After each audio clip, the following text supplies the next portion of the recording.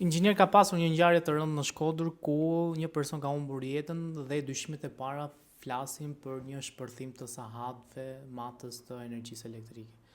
Sa mund të ndodhë që sahatët të shpërthejnë në atë, po themi, val, intensitet aq të madh sa të shkaktojë edhe viktima?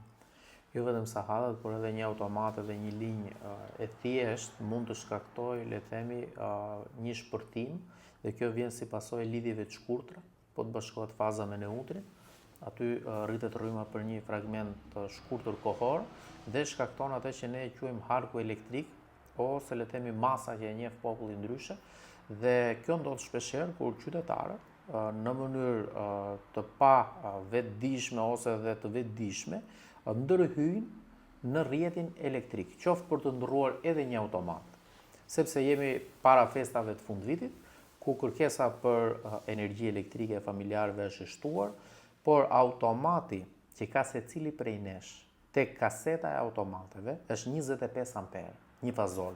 Pra nuk na lejon më shumë ngarkesë në të njëjtin moment se 25 amper. Për ta thënë shkurt, nëse ti vendos furrin, pianurën, dushin, lavatriçen, kondicionerët, ai bie. Pra nuk mban ngarkesë dhe shqyr që bie. Njerëzit duhet ta kuptojnë këtë. Por automati është një shenjë e mirë. Do të thotë që po të mbron linja. Dhe njerëzit, duke qenë se duan energji dhe nuk e kuptojnë rrezikun që vjen nga kjo, shpesh herë vetë ose shpesh herë edhe me ndonjë elektricist, e ndrojnë automatin nga 25 amper dhe vendosin më të madh. Pra, e para njerë që kjo nuk është e lejushme, por edhe kur e bëjnë këtë veprim, mund të shkaktojnë shkëmbije elektrike. Pse? Sepse automati lejon më shumë rrymë, por ti ke ndrruar automatin, zotëri, por ti nuk ke ndrruar kabullin. Kabulli është i hollë. Dhe nëse te ky kabull kalon më shumë rrymë, ai nxehet dhe shkrin, digjet, më pas bashkohet faza me neutrin dhe ndodhin këto shkëmbijat elektrike. Pra, absolutisht askush nuk duhet ta bëjë këtë veprim, sepse po u bë, mund të shkaktoj mirëzjarr, djegje, por sill edhe fatalitet dhe qytetarët mund të humbasin jetën. Dhe duke qenë se ne jemi para këtyre festave të fundvitit, qytetarët duhet bëjnë një veprim. Nuk duhet në të njëjtin moment të vendosin të gjitha pajisjet që kanë në shtëpi, kryesisht në pikun, orarin e pikut që është ora 6 me 10 të mbrëmjes, pasi njerëzit janë kthyer nga puna dhe ngarkesa në sistem ose në impjantin elektrik është shumë e madhe. Pra, mundohen mos ta vënë furrin kur kanë lavatriçën, dushin e gjitha me radhë, sepse ne këtë rrjet kemi. Pra ne këtë rregull kemi, këtë sahat kemi, këtë automat kemi. Nuk është se jemi si në vendet europiane që automati është më i madh dhe përcjellësit janë më trash. Pra ne duhet përshtatemi me sistemin që ne kemi. Në të kundërt, nëse nuk e zbatojmë dhe bëjmë të ndërhyrje, mund të bëhemi, le të themi, burim aksidente ose zjarri mirë për vete, por edhe për komshinët. Dhe kjo gjë, le të themi, duhet të ndryshojë në vendin tonë. Inxhinier, ky rasti nuk është një rast i izoluar, pasi vetëm pak ditë më parë pam që mori flak një pallat në zonën e Shallvarit. Çfarë ka ndodhur realisht te pallati që mori flak? Nuk ka ndodhur vetëm te Shallvaret, por ka pasur në Shkodër, ka pasur edhe disa raste të tjera në Tiranë, ku këto kabujt që janë si rrjedha merimangash marrin flak. Dhe kjo ndodh pikërisht për shkak të bingarkesës së rrjetit. Pasi kabujt janë shumë të hollë, automatët dhe siguresat e vendosura dhe te kabinat elektrike shpeshherë janë më të mëdha se sa duhet, dhe ato lejojnë më shumë rrymë dhe kabulli nuk e mban dhe digjet. Dhe kjo shkakton, le të themi, hapjen pastaj të flakëve. Gjithashtu kemi edhe një problem tjetër. Shpeshherë, shumë hyrje ose apartamente i është ndryshuar destinacion. Pra i është llogaritur impjanti elektrik, kur është bërë projekti ose ndërtimi për apartament. Nuk është llogaritur për fast food, për lounge, për dentist e me radhë. Pse? Sepse këto pajisje që këta persona që e kthejnë biznes ka nevojë për më shumë rrymë. Dhe kabujt dhe përcjellësit që janë, nuk janë projektuar për këta.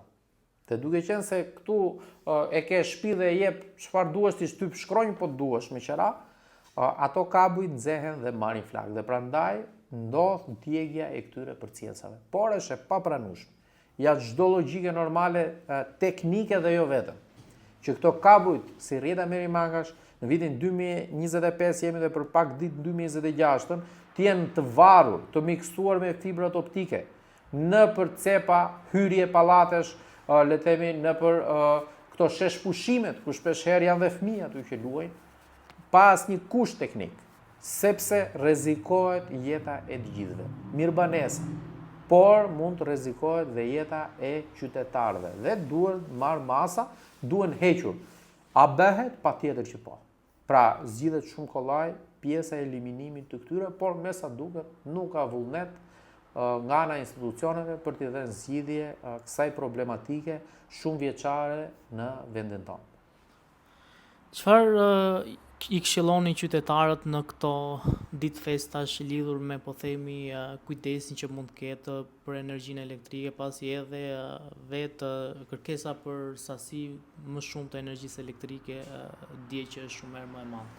Në situatën ku ne ndodhemi, e vetmja zgjidhje që qytetarët të bëjnë në këto momente është të bëjnë balancimin e konsumit e energjisë elektrike ose përdorimit të pajisjeve, elektroshtëpiakeve.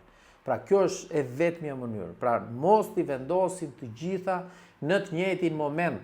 Pra këtej pjek baklavan dhe këtej ndes 3 kondicioner. Pse? Sepse rrjeti ngarkohet dhe impiantin elektrik ti nuk e ke në rregull. Automatet e ke shumë më të mëdhenj se sa duhet të jenë normalisht dhe nëse ti bën këtë veprim ato kabujt, ato telat përcjellësit nxehen dhe mund të shkrijnë dhe i vën flagën banesës. Pra digjet dhe kutia automateve, dhe kutit shpërndarse, qoftë edhe linja e furnizimit. Pra absolutisht nuk duhet ta bëjnë këtë. Pra e theksoj në situatën që ne ndodhemi, se në kushte normale duhet ishim komplet ndryshë. Pra duhet kishim automat dhe matës që na lejojnë më shumë fuqi, duhet kishim përcjellës më cilësor dhe mbi të gjitha duhet kishim certifikim të impiantit elektrik dhe kualitim të tij, që në Shqipëri ky është një term i panjohur. Pra nuk ka një njeri sot familjar që të thotë që i ka instalimet elektrike në rregull. Pse? Se pa pasur certifikim dhe kualitim nga një trup teknike certifikuar, ti nuk i di zotëri i në rregull apo jo. Dhe vetmja mënyrë që mos shkaktosh problematika në banesën tënde dhe në komunitet është që në këto ditë të mos bëhet ngarkimi i rrjetit në kapacitet maksimal. Sepse po ndodhi, do kemi mirë probleme në banesa, po do ketë dhe probleme në sistemin e shpërndarjes. Pra linja që vjen nga transformatori ose gabina e lagjes, do ketë dëmtime të kabujve, djegje, këputje, djegje siguresash dhe qytetarët mund të mbetin dhe pa energji elektrike. A ka ndonjë pajisje elektroshtëpiake që shqiptarët e përdorin gabim që në vend që duke e përdorin atë mënyrë, në vend që të kursin harxojnë më shumë? Normalisht ka shumë pajisje që ne shpesh herë nuk i përdorim ashtu si duhet, duke filluar e para me kondicionerin. Ne kur kemi kondicionerin ka një pjesë të qytetarëve që vendosin temperaturën maksimum 30 gradë. Kondicioneri në ngrohje nuk duhet vendosur në atë lloj temperature sepse do ketë edhe ditë të ftohta, ditët që do jenë vijim dhe njerëzit e vënë 30 gradë, 28, 29, po kjo është gabim se e sforcon kondicionerin, por ngarkon edhe rrjetin. Pra temperatura e vendosur në këto ditë nuk duhet të jetë më shumë se 24 gradë Celsius. Pra më pak po jo më shumë.